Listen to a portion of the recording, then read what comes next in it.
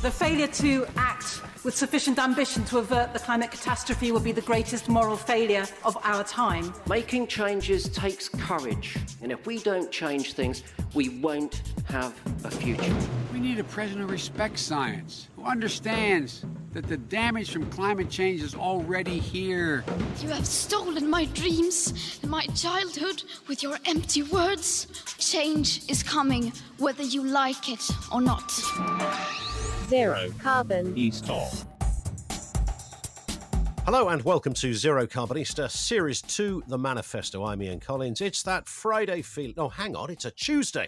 More on that in just a moment. That Tuesday feeling. The sun has come out in celebration. The green agenda, of course, continues apace. And each week we bring you those essential environmental stories. The man with the roadmap is Dale Vince, the green entrepreneur, and also the chairman of Forest Green Rovers. We have the stories and we have your questions. Morning to you, Dale. And let's start with a question, because Sam on Facebook, straight out the hatches, says, Dale, it's Friday evening and I'm waiting for this week's episode. Where is it? Yeah, I nearly put a message out on social media over the weekend to say gremlins got in the way on Friday and we're going to have a crack at this on Tuesday. And then I forgot because, the weekend got in the way. A lot of sunshine, just had our hottest day of the year and wettest May ever, haven't we? All at the same time. So, who says climate change isn't happening? No, some say that's a coincidence. Yeah, that's right, every time. Yeah, it's like the extremities of the monsoon we've had. It feels like it rained every day since Christmas. That's mad. And I do think we get a different kind of rain these days as well. I think when it rains, it really pours. And we can see that in the drains at FGR, the drains under our pitch, we're having to actually upgrade them, because just because of the sheer amount. Yeah, they were designed, for a different era, a different kind of rain. Things do change. Let's bring into the dock our first exhibit, which are major oil companies. They're never far from our beady eye on this, Dale, but this was a story that kind of hatched just tail end of last week, called a cataclysmic day for three major oil companies, in which investors rebelled over climate fears and a court-ordered fossil fuel emissions to be slashed. This is a Dutch court that ordered Shell and the like to cut carbon emissions from its oil and gas by 45%. I'm assuming this came as a surprise to the oil companies by the sounds of it. Well, yeah, they'd been fighting it for a little while in court. It was Shell that was ordered to slash its emissions 45% by 2030. And the court basically rejected Shell's zero carbon by 2050 plan as being super vague and ordered them to basically comply with the Paris Agreement. And I think that's the real standout milestone here. Oh. A court has ordered an oil company to comply with the Paris Agreement, which is incredible. And Shell have bleated about it. They said they will appeal. That could take a couple of years, but the court's decision is binding on them in the meantime, so they've got to crack on. Some analysts are saying that they'll have to cut production by 1 million barrels of oil per day. It'll cost them £6 billion per year to do this and hit this target. And also they're saying Shell claim that the zero carbon policy is in accordance with the Paris Accord. If they're confident of that, why are they appealing? Because the ruling only says they have to comply with Paris. I mean, it's bollocks, isn't it? Because clearly they're complying or they're not, and they're clearly not. So, the court didn't just make it up. No, that's right. It's bollocks, as you say, climate bollocks. We should have a section for that in every episode. Yeah, I can hear a new sound effect coming on. Shudder to think what it might be. Here's a question from Zoe, who says, I love this question. I'm one of several parents at my kids' school. Primary school, this is, trying to encourage them to talk about climate emergency. Any views on how you make this accessible to kids without giving them nightmares? There's been a few attempts at this over the years, some rather patronizing. I remember as a kid, it was very, any attempt from some kind of character that they thought was cool for kids never seemed to really work. There's got to be a way of tapping into this area because it's absolutely vital, right? Yeah, it's interesting. I think kids are aware of the climate crisis. They're picking that up. And I think what's missing in schools actually is weaving sustainability into all of the topics of the curriculum so that, we're preparing kids for the world that they're going to grow up into and actually be in charge of. It's going to be a world. We're already impacted by climate change. It's just a question of how much of that we get by the time that they're adults. And we're not preparing kids for this. And we began a project with a local primary school about a year ago, actually. I knew the headmaster because my boys went there, and he said actually what he wanted to produce at the end of the kids' time with him, age 11, I think it is, were kind of kids that really understood sustainability issues. And so we agreed to work together, and we've just come up with a curriculum. He's going to road test it in his school from September, That's and then good. we're going to roll it out nationally. But basically, Sure. we've woven sustainability into every single topic on the curriculum because it does exist there. It's just not taught Right. there. And then we're going to offer it nationally and see if we can't help schools and kids, get on board Yeah. with this biggest issue of the day, really, and of tomorrow. Yeah. So that's coming soon.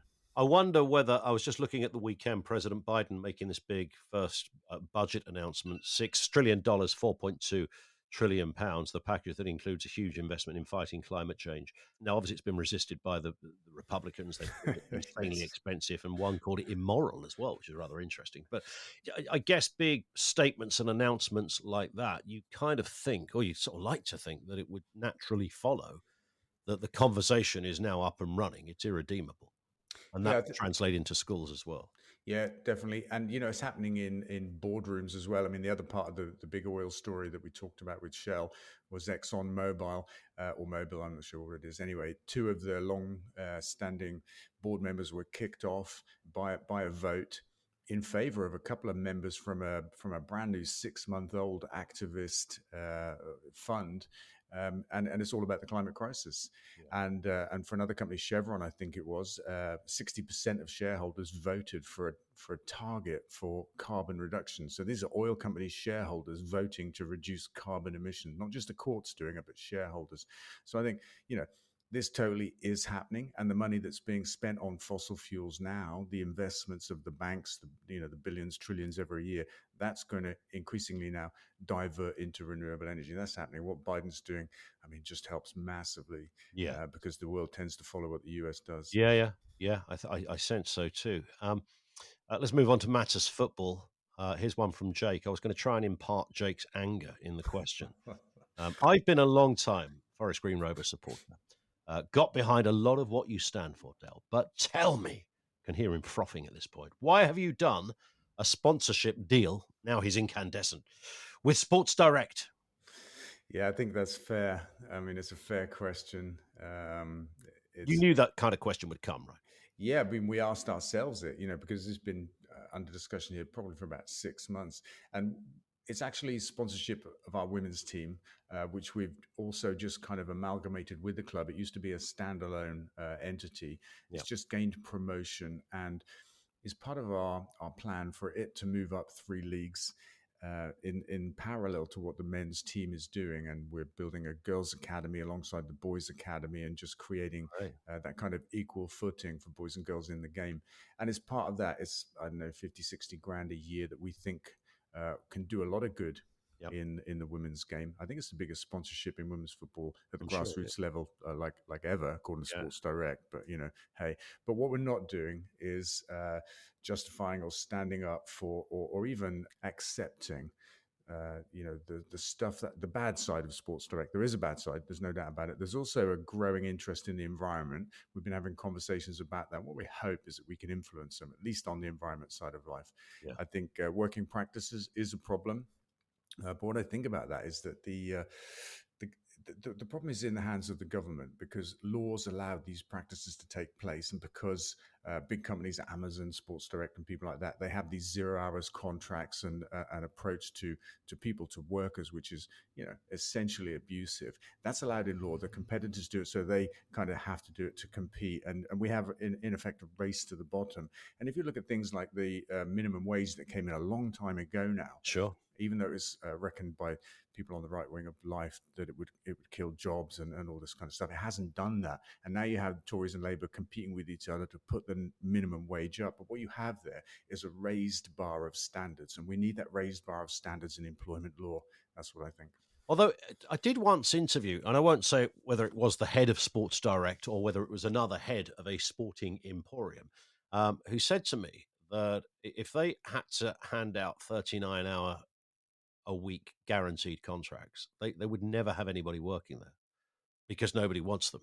And I mean, this may have been an excuse, but their point was the business model very much survives on people looking for casual work and students and that kind of thing. And no one would ever do what they need to do at a shop for 39 hours. I don't think there's any truth in that, but I can see the dilemma that some companies have. Yeah, I don't buy that myself, actually. And often there's an argument made for 0 hours contracts that it's what people want, and I kind of, I think for a small minority of people that may be true, but Nice to have anybody a that, choice, wouldn't it? I think that yeah, would be the better way to look at it. well, If there you is that, want yeah. to do the casual stuff, then fine. But if you actually want a job where you know you can feed your kids Yeah. and it's guaranteed, it would be quite nice to have the guarantee. And that's how it used to be, casual work or full-time work. Yeah, And yeah. if you're doing 39 hours a week, or if you want to do 39 hours a week, you kind of, as you say, would like to have the guarantee that you can do Yeah. rather than be guaranteed nothing. I mean, that's a precarious way to live, and I do think it's wrong. This one from Chrissy, just staying with Forest Green Rovers. Congratulations on the new head coach. Great signing. But I love this, but for the first time ever, they're getting younger than me. And that's a weird feeling. It's a bit like when you realize police officers are younger than you, isn't it? Yeah, I have no idea. When head coaches are younger. Because Yeah. you look at these people as kind of like teachers. They're always meant to be older than you. Yeah, I think somebody told me, I was doing an interview a few days ago. Somebody told me our new head coach, Rob, is 38 or something like that. And I mean, I didn't know. I never looked to see how old he was or anything like that. But I think it is probably indicative of the different approach that we took. We said kind of at the outset, we wanted to avoid the management merry-go-round, the names, the same names that circulate. They kind of been there and done it or almost done it kind of management type people who tend to be older. And instead, we were looking for somebody younger, more dynamic, that had grown up in a more modern version of football, with sports science, medicine, data analytics, that kind of stuff. And yeah, Rob has been, he's just left the England setup to join us, actually. And yeah, he comes with a great pedigree and a really modern, dynamic outlook. I think And that's a very positive, to go into to kind of summer and then ready for the next season. That's quite a nice feeling that this kind of new team or direction is there under the belt, ready to go. Yeah, and the guy joining him, Richie, has worked with him before, and they've worked as in and out of possession coaches, which I really love the concept of. And I honestly think that we've just begun our next era at FGR with this appointment. Very excited for next season. Yeah. Greta Thunberg. Let's just before we go back to some more questions, a final story about Greta Thunberg is warning humanity must shift to a plant-based diet quickly to prevent more ecological and health crises. She posted a video online and she urged people, and I quote, don't be offended by the language. She said, I urge people to change what they eat, warning bluntly, if we don't change, we're Yeah, fair enough, really. Yeah, slightly rude, maybe. I don't think. I can't imagine Greta ever swearing. I mean, that's the first thing I take from this story. Yeah, I mean, she has obviously strong views on stuff. I think the language myself was perhaps not necessary, but tends to have a big impact, that kind of thing. And I was thinking, actually, I mean, we haven't heard it for a long time, and you may have lost it, but this is almost a book bugle moment. Oh no! Wait a minute. There it is. There it is. Hey. Because in Manifesto, I point out that we've got these interlinked crises. We've got the climate crisis, of course, but we've got the human health crisis that's coming about from the burning of fossil fuels and our diets. We've got the wildlife and habitat loss crises as well, and they're all interlinked. And we have to do two things: stop burning fossil fuels and stop eating animals. In essence, it looks like Greta's saying the same thing. She's been a big advocate of getting off fossil fuels for a while now, and turning her attention to food and to animal farming can only be a good thing. What do you do then if you're someone like me, Dale, who attended a family barbecue thing at the weekend, and I knew that this was going to be a lot of meat at this barbecue. I think the guy running it robbed a farm beforehand. I mean, this was just the most extraordinary display of every cut and carcass you could imagine was frying away on this barbecue. So I went a little bit evangelical. I went Dale Vince on the thing, frankly, and suddenly it sort of flared up as I'm sitting there, literally, it's absolutely true, sitting there eating a really lovely bean salad with peppers and avocados, and everything was beautiful. And we'd made it ourselves to take it to the barbecue because we knew this was going to be a meat fest. And then, of course, you get into the conversation with people. Oh, you're not having a burger, mate, and all of this business. And people had stacked up on their per individual plate. 2.5 pigs and a cow. I think it might have even been a goat in there somewhere. I mean, it was just an extraordinary. How do you? I mean, I was trying to have the conversation. I'm living this kind of life vicariously at the moment, but I'm trying to have this conversation, and it's very hard when you've got 32 meatheads looking at you, and I'm sitting there with my tomato salad. Great image. I was the Greta of the piece, Dale. You'd have been quite proud of me, actually. I nearly put you. I thought, should I call Dale and put you on speakerphone just so you can, like, a few words from our master? That would have been fun. Yeah, you just make me think of football there. I mean, football is an environment that's typically quite macho, quite male dominated, and introducing vegan diets into that, has been a little bit like that situation you describe.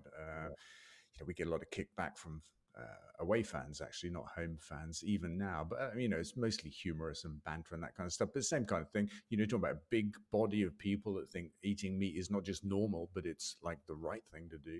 The healthy option, the manly option, whatever it is. And how do we deal with that? I don't know. But I think keep on eating our salads. We'll outlive them. I was incredibly satisfied. And there's another thing that happens as well, and you'd have experienced this long ago, and I'm sure still do. But when you because people divorce kind of the process and what they're eating from what it is, and this is it's largely an ethical argument, I suppose. So they don't really think about the chicken or the cow when it's there on the plate. It doesn't look like either. But actually, once you've got that in your head, and then you look across at the man frying, it's like an octopus over there, this fella frying all his bits and pieces, spinning plates and all manner of things, chuck another carcass on, this one's done. It was all of that, proper caveman stuff. But when you look at it and start to smell it, it changes, doesn't it? There's a point within you that says, I'm not sure I even want to be around this. Yeah. I mean, I find the smell revolting, actually, as well as the idea of it. And you're right. I mean, you touched upon an important point. We are divorced from the reality of animal farming and meat eating. The cruelty, the way that animals are kept. Only for about 18 months, perhaps, before they're slaughtered, because that's like the peak return. Or lack of return, in fact, because we put more food into an animal than we get back out always. But they're killed very young, they're killed brutally. And we sanitize those products. We shrink wrap them in plastic. We divorce them from the reality of the slaughterhouse, the murder of an innocent creature, the fear, the terror, actually, that they feel in that moment before death. And the process itself is brutally functional. It's so fast. Often, they're not killed at the first moment. They're semi-conscious for minutes, bleeding out on the floor of the slaughterhouse. And while others are in the queue, able to hear and smell what's happening, even see what's happening. I mean, it's the most awful thing, but we don't see that. And if we could see that, I don't know who it was who said that, but if slaughterhouses had glass walls, nobody would eat meat. I think that's a good point. There's something very interesting in that. Good point. It's a good quote. Final question from Michael. Dale, do you think we'll always be offsetting our polluting habits, or can we really get to a true zero carbon situation here in the UK? Yeah, it's a good question. I think we shouldn't offset our polluting habits. We have to change our polluting habits. And it means just simply stopping burning fossil fuels for energy to power our homes and businesses, and for transport. We have to electrify transport, power it with renewable energy, and we have to stop eating meat. But if we do those two things, or all animal products, in fact, just those two things, then we can knock out most of our pollution, most of our emissions. And then for the bit that's left, the really hard to get to bit, then we can offset. And we're talking maybe 5%, maybe 10% of, let's say, Britain's emissions. But we can offset those, because when we stop eating animals, we'll free up 75% of all farmland. That's half of our entire country. We can rewild it, give it back to nature, bring all of that good stuff back, and at the same time, soak up that 5 or 10% of very tough to get to emissions that we otherwise can't. So it's a perfect combination. So I say no to offsetting to deal with our pollution, but yes to residual offsetting for the hard to get to part. And we can build loads more flats on the land, can't we? You can see some. But it's a funny thing. People think that we're in a country that's too small. We don't have enough land, and that it's all being concreted over. But only 5% of our country is actually built land. That's right. 75% is farmland, and 75% of that 75% is only because we choose to eat animals, and we don't need to. And we've taken all of that land from nature, and we can reverse that by changing our diet. That's a pretty powerful point to finish on. Dale, we're back on Friday, aren't we? So we've got a shorter hiatus between this. But this agenda never stops, as we always say. So there'll be another crock of stories along in a few days' time. Another crock of something. We'll speak to you then. Cheers, Dale. Yep, cheers, Ian. That's it for this episode. Don't forget, of course, you can follow the podcast from your podcast provider too. And make sure you follow Dale on social media, twitter.com/DaleVince, facebook.com/DaleVince2. And you'll find Dale on LinkedIn as well. And we're back on Friday. Zero carbon. East of